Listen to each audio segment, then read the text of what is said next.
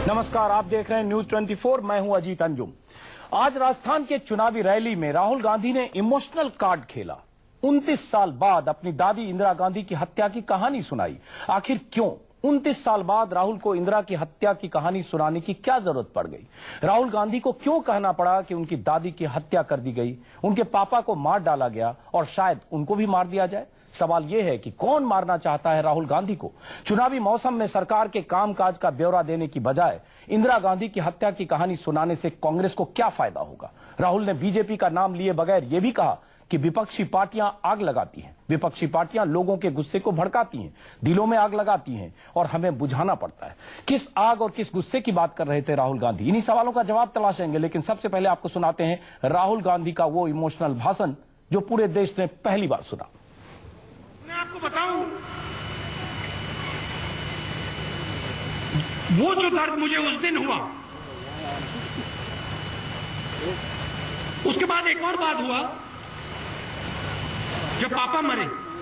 मतलब वो जो दर्द जो था मैं जानता हूं उसको और मैं उसको समझता हूं। जैसे किसी ने आपका ना छाती फाड़ दी ऐसे। मैं गेट पे गया, स्कूल के गेट पे गया और मेरा पीएसओ था और मैंने उससे पूछा भाई क्या हुआ, और उसने कहा नहीं नहीं नहीं नहीं नहीं दादी ठीक है, गोली चली है मगर कुछ नहीं हुआ। और मेरे पैर कांप रहे थे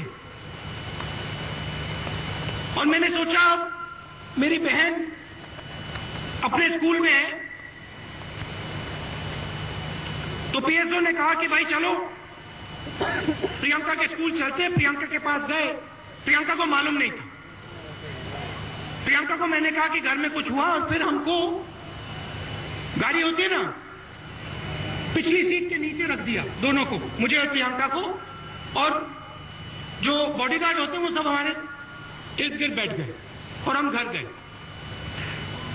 जब हम घर गए तो वहां सड़क पे दादी का खून और एक कमरे में मेरे जो दोस्त थे उनका खून। काफी सालों के लिए मुझ में काफी गुस्सा था अपने दोस्तों से। मेरी दादी को मारा, मेरे पापा को मारा और शायद मुझे भी मार देंगे एक दिन। कोई फर्क नहीं पड़ता मुझे। आपने सुना राहुल गांधी का यह भाषण, इमोशनल भाषण। 29 साल बाद पहली बार इतना सिलसिलेवार ढंग से राहुल गांधी ने जो बातें कही, हमने कम से कम नहीं सुनी थी। तमाम बायोग्राफी हैं इंदिरा गांधी के हत्याकांड के बारे में, तमाम दस्तावेज हैं। राहुल गांधी ने जितनी बातें आज कही, शायद इतनी बातें पहले नहीं कही गई। लेकिन आज इसकी जरूरत क्या पड़ी? वो भी चुनावी रैली में, जब चुनाव होने हैं, अभी 4 राज्यों के चुनाव और उसके बाद लोकसभा चुनाव। इसके पहले राहुल गांधी ने क्यों कही ये बातें? बहुत मायने रखते हैं और इस सवाल का जवाब तलाशेंगे। कई मेहमान हमारे साथ हैं। वरिष्ठ पत्रकार प्रभु चावला हमारे साथ हैं, केसी त्यागी जेडीयू महासचिव हमारे साथ हैं, अखिलेश प्रताप कांग्रेस नेता और सुधांशु मित्तल बीजेपी नेता। सबसे पहले अखिलेश जी लखनऊ से हैं। अखिलेश जी, आपसे ही 29 साल बाद आज क्या जरूरत पड़ गई राहुल गांधी को इंदिरा गांधी की शहादत की कहानी सुनाने की? और आपको यह भी बता दें, बीजेपी नेता मुख्तार अब्बास नकवी ने कहा 9.5 साल से इकोनॉमिक अत्याचार करते रहे, अब इमोशनल अत्याचार कर रहे हैं। देखिए, राहुल जी ने जो बात कही वो कई जगह का जिक्र करते कहा। उन्होंने कश्मीर, गुजरात, यूपी, पंजाब, दिल्ली और नॉर्थ ईस्ट की भी बात की। उसका लंबे लबाब उनको समझाने कहने का मकसद या मतलब क्या था? गुस्सा, एक क्षणिक 1 मिनट का गुस्सा का खामियाजा सालों लगता है इस समाज को, इस परिवार को, इस राष्ट्र को पूरा करने में। वो नहीं, और उस गुस्से के पीछे पॉलिटिकल ताकतें, पॉलिटिशियन भी होते हैं, पॉलिटिशियंस होते हैं। लेकिन अखिलेश जी, माफ करें, बीच में रोक रहा हूं। वो गुस्सा जो मुजफ्फरनगर में था, वो गुस्सा जो कहीं दंगों की शक्ल में होता है, उस गुस्से का इंदिरा गांधी एसेसिनेशन हत्याकांड या राजीव गांधी हत्याकांड, जिसमें एक एलटीटी है, एक में भिंडरा वाले था, या पंजाब में जो कुछ हुआ उसके बाद की घटना की वजह से वो घटना हुई, दोनों में फर्क है। दोनों को मिलाकर आप कहानी नहीं बना सकते। कहीं ना कहीं गुस्सा जो था सबका मूल कहने का तात्पर्य यही है कि सारी घटनाओं का मूल कहीं न कहीं गुस्सा ही था। उन्होंने एक पंजाब के विधायक का भी जिक्र किया कि 20 साल पहले उनका गुस्सा था। क्यों था? आज उन्हीं से मिलने उन्हीं के कमरे में बैठे थे। लेकिन आप ये नहीं बता रहे ये गुस्सा था। अखिलेश जी, आज सिलसिलेवार ढंग से राहुल गांधी ने जिस ढंग से उस दिन की बात बताई, 31 अक्टूबर 1984 की बात, उसके बाद इतने चुनाव हो चुके हैं, मैं फिर पूछ रहा हूं उसकी आज क्या जरूरत थी? क्या ये इमोशनल कार्ड नहीं है कि चुनाव के मौसम में कुछ इमोशन की बात करें? राहुल जी ने बहुत सी बातें कही हैं। राहुल जी ने बहुत सी बातें कही हैं। अपने फ्यूचर एजेंडे की बातें की हैं, सरकार की उपलब्धियों की बातें की हैं, जो मेजर डिसीजंस लिए गए हैं आम पब्लिक के लिए, उसकी भी बातें कही हैं। अब अपना अपना नजरिया आप चलिए, हमने पूरी बात सुनी। अखिलेश जी आपके पास आएंगे, कुछ ऑडियो प्रॉब्लम भी है, इस बीच हम आपका ऑडियो भी देखते हैं। हम आपके पास वापस आएंगे। प्रभु चावला जी वरिष्ठ पत्रकार हैं। प्रभु जी, आपने सुना होगा, आप 30, 35, 40 सालों से आपने पत्रकारिता को देखा है। आपको क्या लगता है आज राहुल गांधी ने जिस ढंग से बात कही, इमोशनल बातों के साथ साथ जिस ढंग से उन्होंने इंदिरा गांधी हत्याकांड की बातें तफसील से बताई, उसको आप किस तरह से देखते हैं? पहली बात। और दूसरी बात, चुनावी मौसम में यह कहना, क्या यह काउंटर है मोदी की रैलियों में जिस ढंग से भीड़ हो रही है, या मोदी की रैलियों का जो असर है उसका काउंटर इस ढंग से इमोशनल ढंग से अपने परिवार की शहादत की कहानी कह रहे हैं राहुल गांधी? बिल्कुल आपने ठीक कहा ये, क्योंकि इमोशनल ब्लैकमेल जिसको कई बार पॉलिटिकल लैंग्वेज में कहा जाता है, क्योंकि ये तो बात सच है कि गांधी परिवार ने देश के लिए काफी सेक्रीफाइस किए हैं। जैसे गांधी जी को हत्या कर दी गई, राजीव गांधी की हत्या कर दी गई, तो हर एक किस्म के थ्रेट गांधी परिवार को मिलते रहे हैं। तो उसका फायदा तो नहीं कहूंगा मैं ये वर्ड कि इसकी एक क्रेडिबिलिटी है गांधी परिवार की कि वो देश के लिए लड़, ये उनका मैसेज जा रहा था कि बाकी लोग जो हैं अपने मजहब के नाम से वोट मांग रहे हैं, पर हमने करके दिखाया, इसकी वजह से हमारी लोगों की हत्या भी हुई है। तो ये दिखाना चाहते हैं कि गांधी परिवार देश की सेवा करने के लिए बना है, देश की सेवा में उनको मरना भी पड़े तो इसके लिए भी तैयार हैं। तो उसको पिच को बड़ी हाई कर रहे थे कि हम केवल सत्ता में आने के लिए नहीं रहते, हम जो काम करते हैं उसकी वजह से लोग कुछ नाराज हो जाते हैं, वो हमारे को जान से मार देते हैं। उन्होंने कहा कि मेरे को भी जान से मारने का धमका है।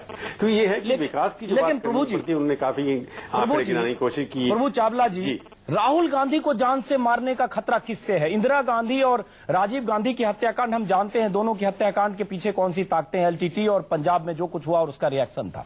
राहुल गांधी जिस ढंग से मुजफ्फरनगर के दंगे, गुस्सा, एक बात और उन्होंने कही, मैं इसका जवाब सुधांशु मित्तल से भी चाहूंगा। उन्होंने बीजेपी का नाम नहीं लिया, लेकिन उन्होंने कहा आतंकवाद इसलिए होता है कि लोगों में गुस्सा डाला जाता है। ये बात तो अपनी जगह सही है, लेकिन उसके बाद यह कहना कि विपक्षी पार्टियां देश के लोगों के दिल में गुस्सा डालने का काम करती है, गुस्सा भरती है, और इन्हें वो नहीं दिखाई देता है उसका अंजाम जो होता है, और हम गुस्से को बुझाते हैं। सुधांशु मित्तल जी, इल्जाम यह है बिना नाम लिए कि बीजेपी आग लगाती है, हम बुझाते हैं।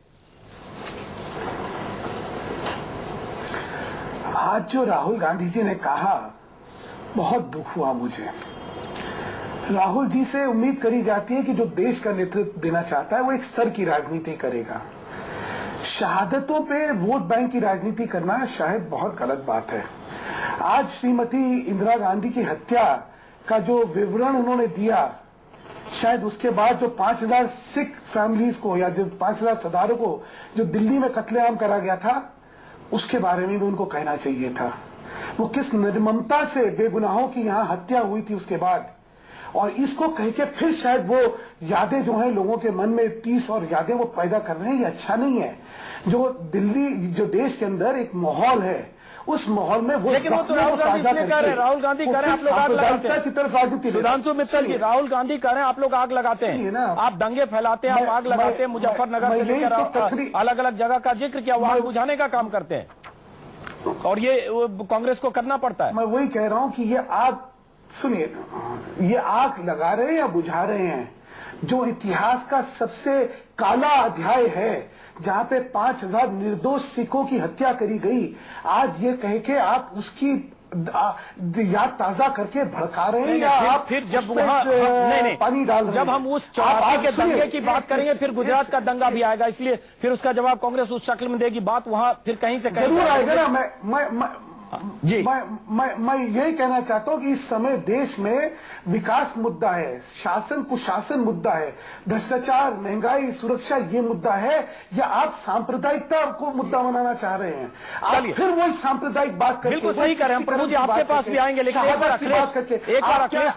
अखिलेश जी, आपके पास क्या मुद्दों की कमी है? क्या आप सरकार का कामकाज बताइए। साढ़े 9 साल आपकी सरकार है, यूपीए 1 यूपीए 2, सरकार ने क्या किया वो बताइए। कहीं मुश्किल है, चूंकि सरकार दागदार है, चूंकि करप्शन के इतने मामले हैं, महंगाई आसमान पर है, आप सरकार की कुछ भी कामयाबी गिनाने और बताने की बजाय, चूंकि आपके पास है नहीं शायद, इसलिए आप इमोशनल कार्ड खेल रहे हैं। आप इंदिरा गांधी के असैसिनेशन कांड और मुझे भी मार देंगे ऐसी बातें कर रहे हैं राहुल गांधी। अंजुम जी, उनके भाषण में ये जो जिस चीजों का आप जिक्र कर रहे हैं वो सिर्फ 1/4 हिस्सा था। 3/4 हिस्सा तो सरकार की, वहां लोकल प्रदेश की सरकार की केंद्र की उपलब्धियों को और अपने फ्यूचर के प्लानिंग के बारे में बताया। तो ये कैसे कह सकते हैं हमारे पास मुद्दे नहीं है? हमारे पास मुद्दे हैं, हमारे पास फ्यूचर के मुद्दे हैं। लेकिन फिर वही बात घूम फिर के आती है कि जो दूसरे दल हैं, खासतौर से बीजेपी है, उसका एक ही एजेंडा है, एक ही मुद्दा है, वो कम्युनलिज्म, और वो उसमें साबित करने की आवश्यकता नहीं है। सन 25 से लेकर के अब तक 3 बार बैन भी लग चुका है। सबको स्थापित सत्य है कि बीजेपी का एक ही मुद्दा है, वो कभी राजनीतिक और सामाजिक मुद्दे पर चुनाव पे नहीं आती है, बातें करती है, मुखौटा लगा के दिखाती है, लेकिन चुनाव तक वो पूरा पोलराइज करने का प्रयास करती है कम्युनल एजेंडे पे। चलिए, यही कारण है कि चलिए मुद्दे की कमी ना होती तो शायद 29 साल बाद राहुल गांधी को आज इमोशनल बातें नहीं करनी पड़ती। मुद्दे की कमी नहीं होती या सरकार पर दाग नहीं होते। अगर सच्चाई बोलने के लिए फिर और दिल से बात करने के लिए समय और स्थान की फिर आवश्यकता की जरूरत है क्या? चलिए, कौन तय करेगा? आपके पास वापस आएंगे केसी त्यागी जी, आपके पास भी आएंगे, दिल से बात करने सुधांशु जी, वो बनावटी बात नहीं करते हैं, वो आडंबर की बात नहीं करते हैं, तो सुधांशु जी मैं आपके पास आऊंगा। सुधांशु जी फैब्रिकेट करते हैं, अखिलेश जी एक मिनट, वो बात वो नहीं करते हैं। सुधांशु जी आपको जवाब देना चाह रहे हैं, सुधांशु मित्तल। अजीत जी, अगर आगे की राजनीति यही होने वाली है तो इस देश को बड़ा चिंतित होना चाहिए। मुझे भी हत्या कर दी जाएगी तो तुमने करा क्या है जो तुम्हें कोई मारने वाला है? और वो छोड़िए, मैं कुछ प्रश्न पूछना चाहता हूं। क्या आईबी की कोई रिपोर्ट है? क्या उन लोगों ने, जिन लोगों को आप कह रहे हैं हत्या कर सकते हैं, उनको पहचान लिया गया है? क्या ये बात सामने आ चुकी है कि इनके कौन से कार्य की वजह से लोग इनको मानने में? देखिए, ये जो एक फियर साइकोसिस क्रिएट करके ये सारी चीजें करी जा रही हैं, ये ठीक नहीं है। चलिए, आप सुधांशु मित्तल जी देखिए, एक फियर साइकोसिस नरेंद्र मोदी भी पैदा कर रहे हैं, नरेंद्र मोदी जी भी अपनी रैलियों में इस तरह से बात करते हैं कि पूरे देश में हर जगह लोग असुरक्षित हैं, सिर्फ गुजरात में सुरक्षित। कानपुर की रैली में भी देखा है, शायद राहुल गांधी ने अपने ढंग से जवाब। प्रभु चावला जी, चुनाव में क्या ये माना जाए कि राहुल गांधी जिस ढंग से अभी रैली में बोले हैं, राहुल गांधी ने, आपने कभी सुना है 29 साल में इंदिरा गांधी के हत्याकांड की बात इतने तफसील से राहुल गांधी ने कहा हो? और ये सच है कि इंदिरा गांधी की हत्या हुई, राजीव गांधी की हत्या हुई, जिसका आपने जिक्र किया, लेकिन आज चुनाव के मौसम में ये कहने सुनाने से क्या आपको लगता है कि वोटर पर फर्क पड़ेगा? प्रभु चावला जी। नहीं, वोटर इमोशनल होता है, ये बात तो सच है, क्योंकि इमोशंस के होते हैं। आपने कहा राहुल गांधी 9.5 साल से पॉलिटिक्स में हैं, उन्होंने अपना व्यक्तिगत अनुभव सुनाया कि स्कूल के अंदर थे, उनको कैसे ले जाया गया, उनके पीछे कारण क्या था कि जो मेरे दोस्त थे उन्होंने ही मारा, यानी जो पुलिस वाले जिनकी गोदी में वो लोग खेलते थे, उनको दुख इस बात का था। मैं ये बता रहा हूँ, इसके पीछे एक फिलॉसफी है, स्ट्रैटेजी है जो राहुल गांधी आज कर रहे हैं, कोशिश, क्योंकि कम्युनल वायलेंस बिल पार्लियामेंट के अंदर आने वाला है। उनका ये था कि देश के अंदर कुछ ऐसी पार्टियां जिसका आप कुछ जिक्र करेंगे, बीजेपी या आरएसएस है, कि मिसेस गांधी भी आरएसएस बीजेपी के ऊपर काफी आक्रमण करती थी। तो आज जो राहुल गांधी का भाषण के पीछे ये उद्देश्य था, देश के अंदर कम्युनल वायलेंस की बात की जाती है, लोग भड़काते हैं। मुजफ्फरनगर जब उन्होंने बात की, लोग पाकिस्तान जाना चाहते हैं, और मैं उनको रोकना चाहता हूं। आपने ये बात अपनी हाईलाइट नहीं की, उन्होंने कहा कि वहां के लोग, मैं इस पर आने वाला था, बहुत इंपॉर्टेंट बात कही राहुल गांधी ने जी। तो उस बात से ये लगता है कि कम्युनल वायलेंस बिल के लिए तैयारी कर रहे हैं, जैसे एक एटमॉस्फेयर देश के अंदर बना रहे हैं कि कम्युनल वायलेंस बिल जरूरी है, जिसकी वजह से देश के अंदर गुस्सा पैदा किया जा रहा है, जिसकी वजह से लोग यहाँ के लोग छोड़ के दूसरे देशों में जाना चाहते हैं। वो बात बहुत ही इंपॉर्टेंट जो कह के गई कि वहां के लोग कहते हैं हम पाकिस्तान देना चाहते हैं। तो एक तरफ ये कहना कि हमारे को, मेरी दादी को मार दिया, मेरे पिताजी को मार दिया, तो उनका रेफरेंस ये था कि regional violence, community violence, communal violence के अंदर देश को, हमारे को बचाना है, ये कहने की बात है। ये बात सच है कि उन्हें सरकार के अंदर वहां इमरजेंसी बाद में लगी उसका जिक्र नहीं किया, बाकी चीजें हुए, क्योंकि वो खुली दिल से बोलते हैं और जो दिल में आता है वो बोलते हैं। वो लिख के पढ़ के नहीं लेके आते कि लिखा हुआ भाषण पढ़ रहे हैं, हालांकि पॉइंट्स लिख करके लाते हैं, परंतु अपने दिल के अंदर से कह रहे हैं